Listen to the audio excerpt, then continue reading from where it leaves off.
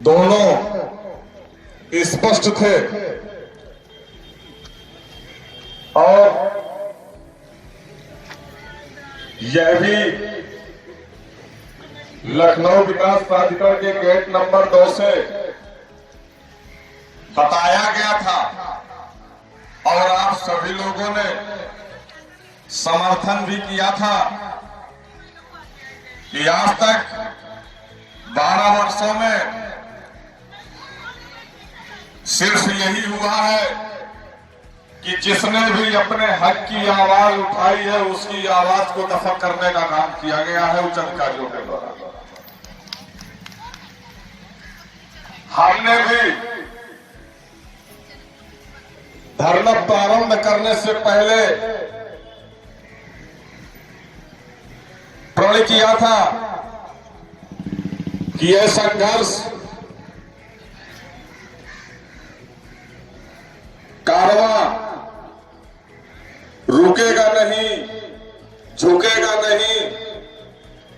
जो हमारी आवाज को दफन करने का काम करेंगे, हम इको गार्डन के धरना स्थल से उनकी आवाज को दफन करने का काम करेंगे।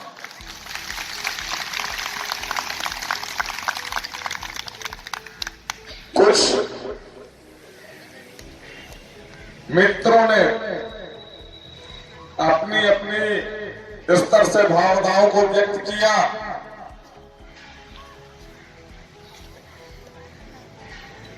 कुछ साथी थे इसी मंच पे आकर यह स्पष्ट कहते थे कि मैं भागूंगा नहीं, जब तक आपकी मांगे पूरी नहीं होंगी तब तक मैं यहां से हटूंगा नहीं। शायद यही स्टाइल थी ना उनकी। वो कैसे भाग गए ऐसे ऐसे करके? क्यों भाग गए? क्या उनकी मांगे पूरी हो गई या उन्होंने मुतासिर परिवार को नौकरी दिलवा दी या उनका एनपीएस का खाता खुल गया? अगर वो भाग गए हैं भाग जाने दो, लेकिन साथियों आपका साथी भाई इस मंच से तभी हटेगा जब हमारी मांगे नहीं 12 पूरी मांगे मानी जाती तो 4-6 तो आपको देनी पड़ेगी। तभी हम धरना स्थगित करेंगे।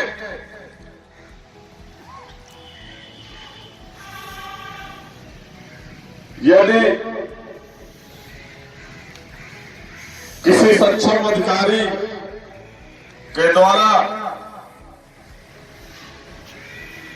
हमको आपको लिखित आश्वासन, मौखिक नहीं लिखित, कि कोई भी सक्षम अधिकारी हमको ये लिख करके दे कि ये मांगे आपकी 1 सप्ताह में, 15 दिन में, 1 महीने में, 2 महीने में पूरी कर दी जाएंगी, धरना स्थगित कर दिया जाएगा, लेकिन लिखित, मौखिक नहीं।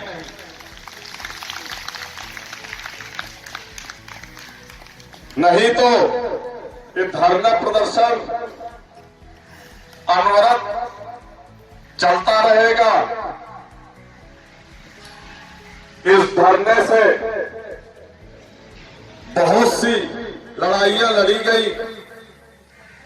गांधी जी जब कोई मांग मनवानी होती थी तो वो भी धरने ही बैठते थे। धरने से समस्या का समाधान होता है। यह एक चिन्हित स्थल है। उत्तर प्रदेश सरकार के द्वारा इको गार्डन धरना स्थल बनाया गया है, तो धरना स्थल पर बैठकर अपनी मांगों को अनुशासन में रहते हुए मनवाएंगे, मांगेंगे और मिलेंगी। हम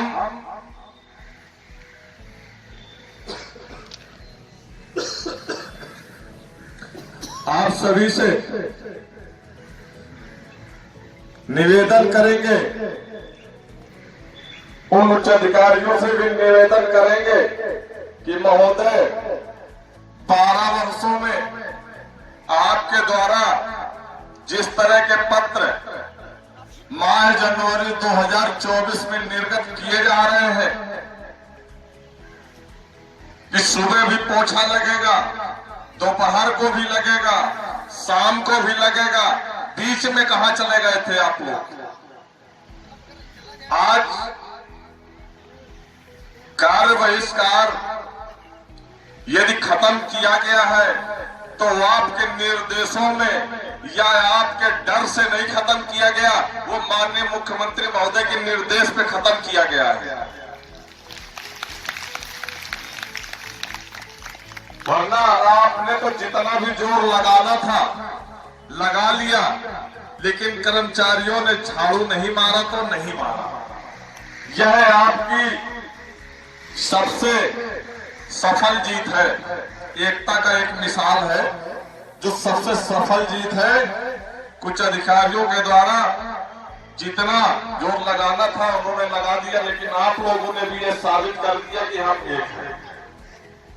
इसी तरह हम सबको एक संगठित होकर के संघर्ष करना है और विजय की ओर चलना है। विजय प्राप्त करेंगे, विजय यादों को प्राप्त नहीं करेंगे हम लोग। जिनकी मानसिकता इतनी भी गिर गई हो कि रात में हमने हमारी और खुद की मांगों का बैनर तक चोरी करके ले गए, यह अच्छा संकेत नहीं दिया आप लोगों ने। आज कर्मचारियों के द्वारा जहां भी मिलते हैं सामना करने की हिम्मत नहीं पड़ती। क्यों? क्योंकि आपने गलत किया है और जो गलत करने वाला होता है वो कभी किसी को फेस नहीं कर सकता। हालांकि आप सभी साथियों का सहयोग निरंतर प्रदान हो रहा है और जो मंचासीन हमारे पदाधिकारीगण बैठे हुए हैं, इन लोगों का भी बहुत ही अच्छा सहयोग प्रदान हो रहा है। अब जो आपके पास, आपके बीच टीम बैठी है, वो जीतन राम मांझी से कम नहीं है। पहाड़ तोड़ करके रास्ता बना देंगे, लेकिन पीछे हटेंगे नहीं। और जितने भी हमारे साथी बैठे हैं वो भी किसी जीतन राम मांझी से कम नहीं है, वो पीछे हटने वाले नहीं है। अब कुछ भी हो, पीछे हटने वाले तो नहीं हो।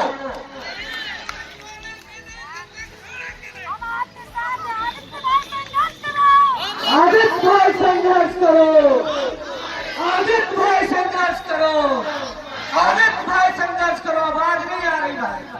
आदित्य भाई संघर्ष करो, आदित्य भाई संघर्ष करो।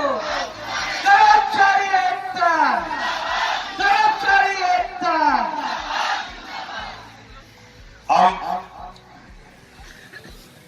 अपने स्मारक समिति अध्यक्ष महोदय जी से निवेदन करना चाहेंगे, अनुरोध करना चाहेंगे और समस्त स्मारक कर्मचारियों की तरफ से प्रणाम भी करना चाहेंगे कि हमारी मांगों पर पुनः विचार करें और विचार करके पुनरीक्षित वेतनमान, मृताश्रित, सवेतन चिकित्सा अवकाश, एनपीएस के समस्त कर्मचारियों के खाते खुलवाकर उसमें हमारा पैसा, मूलधन, नियोक्ता अंशदान और समय समय पर जो सरकार के द्वारा ब्याज दरें तय की गई है, मैं ब्याज सहित समस्त कर्मचारियों को उनका एक पर्सनल अकाउंट खुलवाकर एनपीएस का, व्यक्तिगत नहीं एनपीएस का खाता खुलवाकर उसमें पैसा जमा करवाया जाए।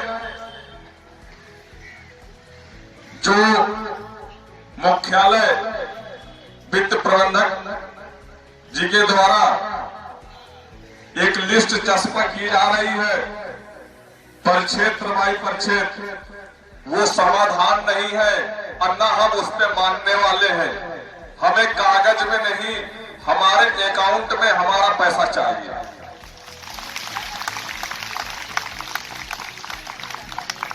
कागज में लिख देने से आपके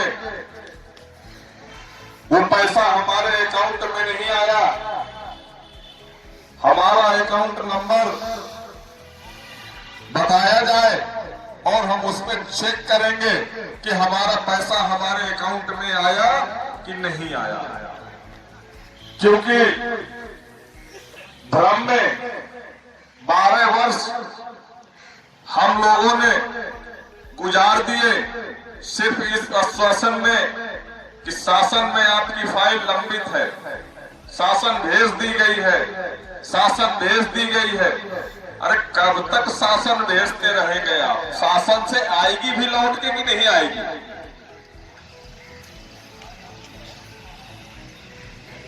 शासन में भेजी जाती है। शासन के अधिकारी क्या कारण है, क्यों रोक रखे हैं? क्या माननीय मुख्यमंत्री महोदय के निर्देशों का पालन नहीं किया जा रहा? जैसा कि माननीय मुख्यमंत्री महोदय का निर्देश है कि कोई भी फाइल पटल पर लंबित नहीं है, या कोई ऐसा आदेश निर्गत किया है क्या माननीय मुख्यमंत्री महोदय ने कि स्मारक समिति की फाइलों को छोड़कर की बाकी समस्त फाइलें 3 दिवस में निपटाई जाए? अगर ऐसा कोई निर्देश जारी किया गया है तो शासन के उच्च अधिकारी महोदय बताएं। यदि नहीं जारी किए गए तो उस आदेश को मानते हुए हमारी कल से 3 दिवस में हमारी फाइलों पर निस्तारण करके शासनादेश निर्गत किया जाए।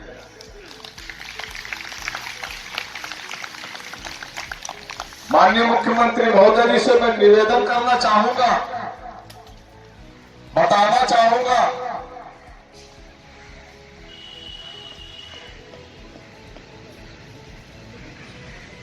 कि 12 वर्षों से स्मारक समिति का कर्मचारी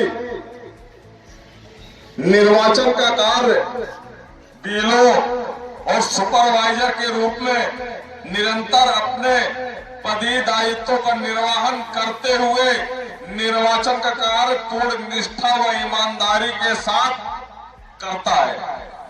डोर टू डोर जब एंट्री होती है तब हमारा स्मारक समिति का कर्मचारी यह नहीं देखता कि उस दिन उसके जेब से 100 रुपए का पेट्रोल खर्च होगा कि 200 का खर्चा होगा, लेकिन निर्वाचन का कार्य पूर्ण निष्ठा ईमानदारी से करते हैं। और जब जब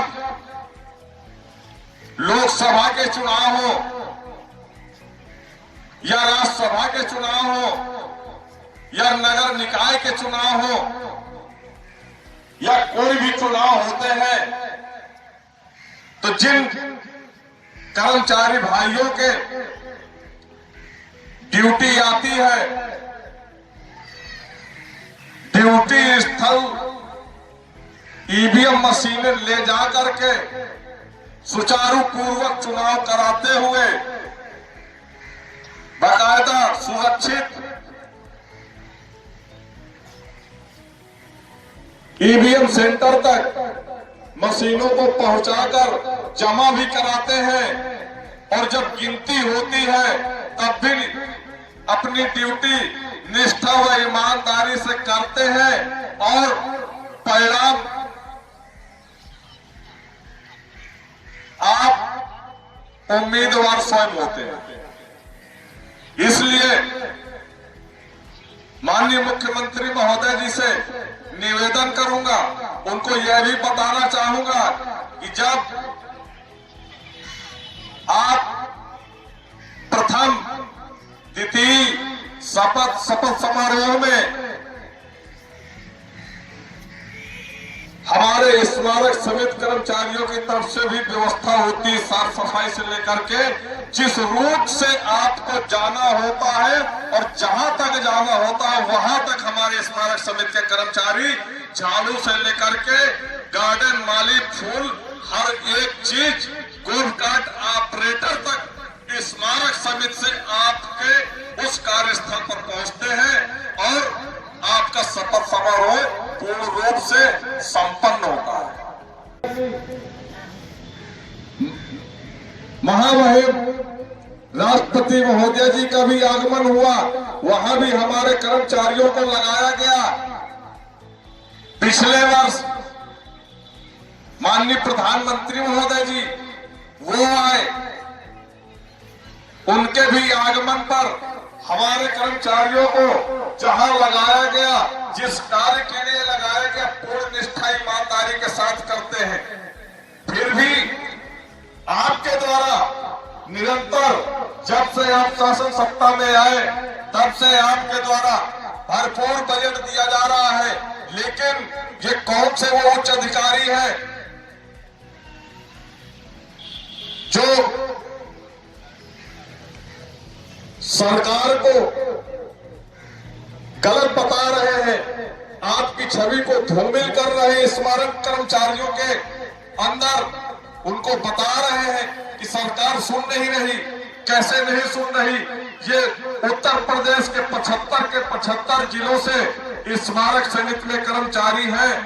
ऐसा नहीं है, कोई गांव नहीं है, कोई शहर नहीं है जहां से स्मारक समिति में कर्मचारी नियुक्त न किए गए हो।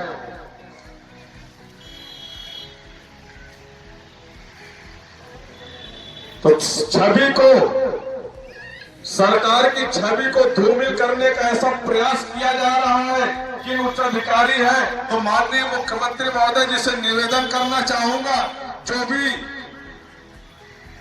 इसमें संलिप्त है उच्च अधिकारी, उनको भी संज्ञान में लेते हुए और हमारी मांगों को संज्ञान में लेते हुए संबंधित अधिकारियों को निर्देशित करें और निर्देशित करके तत्काल प्रभाव से हमारी मांगों पर शासनादेश निर्गत कराएं। क्योंकि अब ऐसा प्रतीत भी होता है कि यह 800 करोड़ लगभग जो हमारा भविष्य निधि का पैसा है, कहीं ना कहीं ये है नहीं, सिर्फ ये कागज में दिखाना चाहते हैं। कागज में नहीं, हमको हमारे अकाउंट में चाहिए वो पैसा। संज्ञान में ले माननीय मुख्यमंत्री महोदय, क्योंकि ये कहीं ना कहीं घोटाला हो चुका है और यह हमारा हक है और हमने अपने वेतन से ईमानदारी के साथ 10% की कटौती करवाई है। जिस दिन से ये 800 करोड़ का बैनर लगा है, उस दिन से उच्च अधिकारियों के अंदर एक खलबली सी मच गई है कि जिसको हमने खा के खर्च कर दिया है, उड़ा दिया है, अब उसकी भरपाई कहां से करेंगे। अगर माननीय मुख्यमंत्री महोदय जी का बुलडोजर बाबा के नाम से भी जाने जाते हैं, अगर उनका बुलडोजर चल गया तो इसकी भरपाई नहीं कर पाएंगे, बर्खास्त होंगे सीधे। क्योंकि जो पिछले वर्ष 10 करोड़ 75 लाख का गमन हुआ, तो इसमें ये एक कौशल किशोर आदित्य का पैसा नहीं गया, स्मारक समिति के वो 5300 कर्मचारियों का पैसा गया, जिसको हमने बखूबी ईमानदारी से अपना पेट काट करके, अपने बच्चों का पेट काट करके हमने वो जमा पूंजी की, बुढ़ापे के सहारे के लिए बच्चे बड़े होने पर अच्छी शिक्षा व्यवस्था उपलब्ध कराने के लिए उस फंड से हम कुछ पैसा निकालकर अपने बच्चों का भविष्य बना सकते हैं, या बुढ़ापे में जब रिटायर होंगे तो उस पैसे से हम कुछ अच्छे कार्य कर पाए। तो वो पैसा, उस पर विशेष ध्यान दें। माननीय मुख्यमंत्री महोदय जी इस पर विशेष ध्यान दें कि जो हमारा एमपीएस का 800 करोड़ का लगभग जो पैसा हुआ है वो हमारा एक एमपीएस का खाता खुलवाकर हमारे समस्त कर्मचारियों का एक एक अकाउंट उपलब्ध कराकर उसमें मूलधन के साथ साथ ब्याज और नियोक्ता अंशदान जमा करवाई जाए। इतना ही कहना चाहूंगा। माननीय मुख्यमंत्री महोदय जी से निवेदन करना चाहूंगा, उनका ध्यान आकर्षित कराना चाहूंगा स्मारक समिति की ओर और स्मारक समिति परिवार की ओर, और उस परिवार की ओर भी आकर्षित कराना चाहूंगा जो 168 कर्मचारी भाई सेवा करते करते इन पत्थरों की धूल हटाते हटाते खत्म हो गए। उनका परिवार रोड में आ गया, उनकी बच्चों की अर्थव्यवस्था, शिक्षा व्यवस्था हर तरीके से टूट गए, भूखमरी की कगार पे हो गए। हम अपने भविष्य को लेकर चिंतित हैं और आज 30वां दिन है, हमारा अनवरत धरना प्रदर्शन चल रहा है और चलता रहेगा, तब तक चलता रहेगा जैसा कि हमारे बैनर में स्पष्ट है, आश्वासन नहीं शासनादेश चाहिए। हम इसी तरह सभी लोग एकत्रित होकर धरना प्रदर्शन अपना जारी रखेंगे और अधिक से अधिक संख्या बल में हम अपनी मांगों को लेकर संघर्ष करेंगे। मेरे साथ एक बार आप आवाज से आवाज मिलाकर साथ देंगे। कर्मचारी एकता, आवाज दो, आवाज दो, कर्मचारी एकता, कर्मचारी एकता, हमारी मांगे पूरी हो, हमारी मांगे पूरी हो, आवाज दो, आवाज दो, कर्मचारी एकता, कर्मचारी एकता,